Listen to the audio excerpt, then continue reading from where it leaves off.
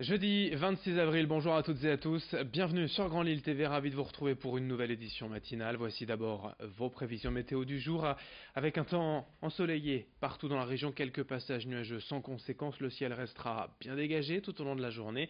Il fera quand même un peu frais aujourd'hui avec d'ores et déjà du vent, secteur sud-ouest, en rafale jusqu'à 50 à 60 km par heure, et les températures en baisse, inférieures au normal de saison cet après-midi pour les maximales. Comptez seulement 13 degrés à Lille, les prévisions complètes de la chaîne météo après ce journal. À la une, tout d'abord, on évoque rapidement les chiffres du chômage publiés dans la région par Pôle emploi pour le premier trimestre de l'année.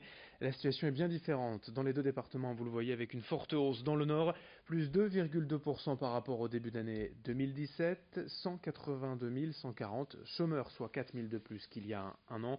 En revanche, dans le Pas-de-Calais, on note une baisse de 1,6% du nombre de demandeurs d'emploi sur un an. On ouvre cette édition avec une image. D'abord, à Lille, hier avait lieu la journée mondiale contre l'exclusion parentale. Pour cela, et comme chaque année, depuis 5 ans, l'association J'aime mes deux parents avait organisé un lâcher de ballon dans le parc Jean-Baptiste Lebas. L'objectif était d'envoyer un message à toute l'Europe, ou en tout cas le plus loin possible, pour dénoncer les nombreux cas aujourd'hui de séparation douloureuse et surtout d'aliénation parentale. Ces parents qui empêchent leur ex-conjoint de voir leur enfant. Aucune loi n'existe réellement contre cela aujourd'hui et pourtant, l'association traite régulièrement de cas difficiles, des parents entravés de leur droit de garde ou de visite. Explication au micro de Vincent Vieillard. Dans l'immédiat, déjà, mettre en application la loi du 4 mars 2002, loi du 4 mars 2002 qui est là pour rappeler que l'enfant a besoin de ses deux parents, que ses deux parents ont un rôle à jouer, quelles que soient les situations, et quelle que soit la situation, l'enfant doit pouvoir garder des liens avec ses ascendants. Donc déjà cela, ça n'est pas mis en pratique.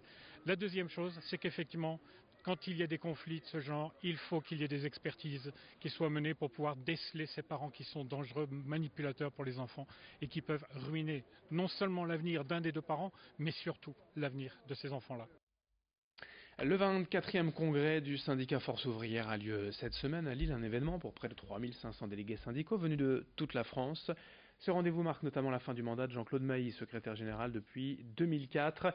Sa politique ces dernières années était de plus en plus critiquée, surtout la gestion controversée du mouvement contre la récente loi travail. Ses premières allocutions hier à la tribune ont même été sifflées et huées par une partie de la salle. Le nouveau responsable de FO devrait être l'actuel numéro 2 du syndicat, Pascal Pavageau. Cette semaine à Lille, les prises de parole vont donc se succéder afin de dresser le bilan de ces 3 dernières années de lutte sociale. Jean-Claude Mailly, quant à lui, s'est arrêté quelques instants hier au micro de Brieux-Gorchy.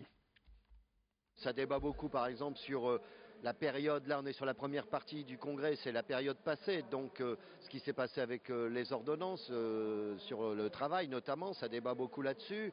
Et après les autres enjeux du congrès, si on peut parler ainsi, c'est que pas mal de responsables partent. Quand je dis partent, en fait on cesse leur activité, la moitié du bureau confédéral, dont moi-même, donc il va y avoir une équipe à la tête de l'organisation qui va être fortement renouvelée d'ici la fin de semaine. Dans cette édition également, une belle image à la foire au manège de Lille, vous le savez en ce moment, sur l'esplanade du Champ de Mars. Eh bien, le Secours populaire et les forains ont invité hier près de 300 enfants des familles bénéficiaires de la région à profiter gratuitement des attractions. Près de 1250 places ont été offertes par les forains, 1250 autres étaient à moitié prix. Les enfants ont ainsi pu faire au moins 4 tours de manège chacun gratuitement et ils ne se sont pas gênés pour en profiter, le sourire aux lèvres. C'est la deuxième année que le Secours populaire et les forains organisent cette journée à Lille. Hier au total, il y avait près de 120 familles présentes pour profiter de l'ambiance de cette Ducasse. Alexis Tessier était sur place. C'est la raison d'être du Secours populaire. Au Secours populaire, c'est quoi? C'est l'aide alimentaire, c'est l'aide à l'accès à la culture, l'accès à la santé, l'accès aux vacances et l'accès aussi à la foire, aux fêtes foraines, à la découverte. Et c'est tout ça, et tout ce qui est solidarité, c'est le Secours populaire.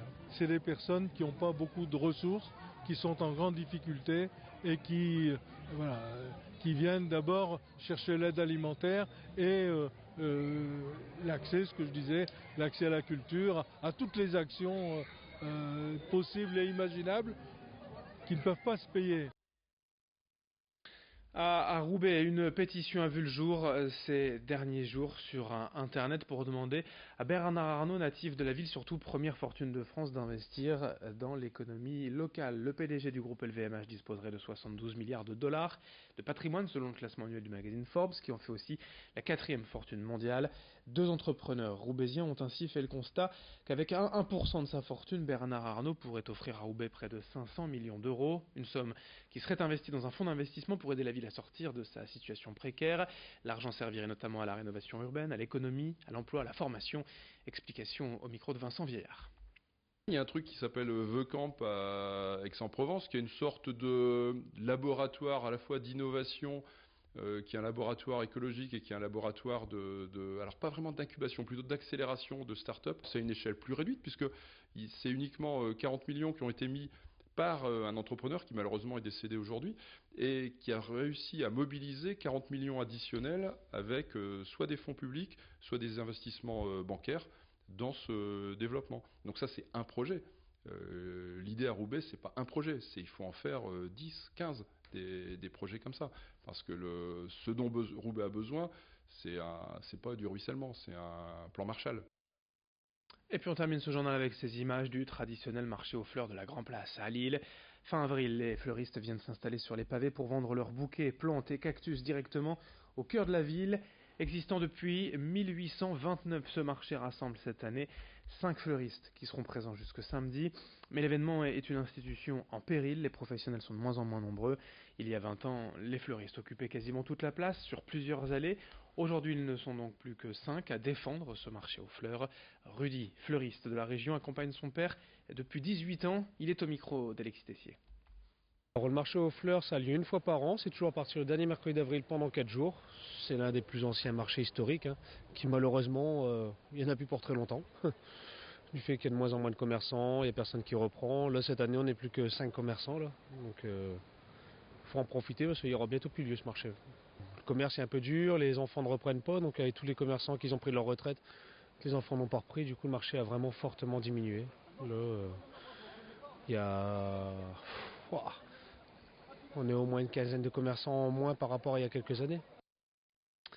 Fin de ce journal, merci à vous de l'avoir suivi ce jeudi 26 avril. L'info continue avec vos prévisions météo dans un instant. Très belle journée à toutes et à tous, ensemble évidemment sur Grand Lille TV.